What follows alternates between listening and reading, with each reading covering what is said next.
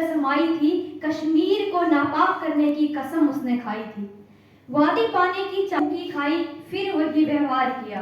बार बार वह मुंह की खाते गया, उसको शर्म न आनी थी। आतंकी के भेष में उसने भीष्मासुर को भेजा था।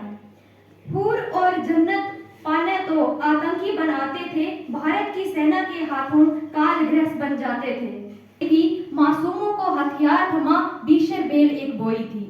तभी शांति की अभिलाषा ले अटल जी की बारी आई थी।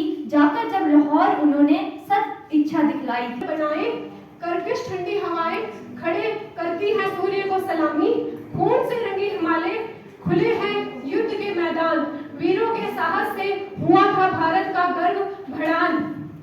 देश की रक्षा में वीर बलिदानी छलक रहा था देशभक्ति।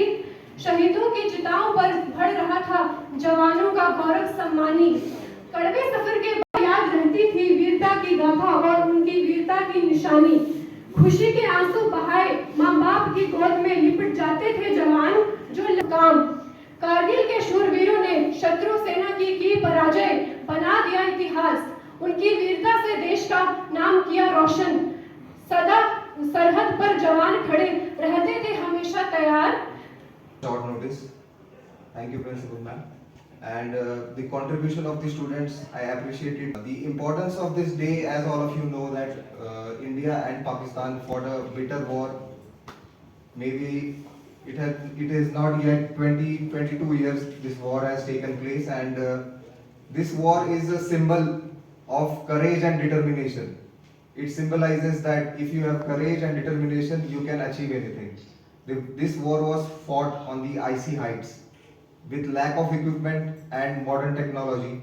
It was just the will and determination and bravery of our soldiers that got us sailing through this war, and we were able to defeat Pakistan, who were sitting at an advantageous position. And with respect to why this day should be celebrated, I would like to just tell a small story from my personal life. That when this Kargil war happened, I was just 5 or 6 years old, so I didn't know much about army. But as Kargil Vijay Divas is celebrated each year, same thing was happening at my hometown, and there was some army teams that were displaying their equipment, and I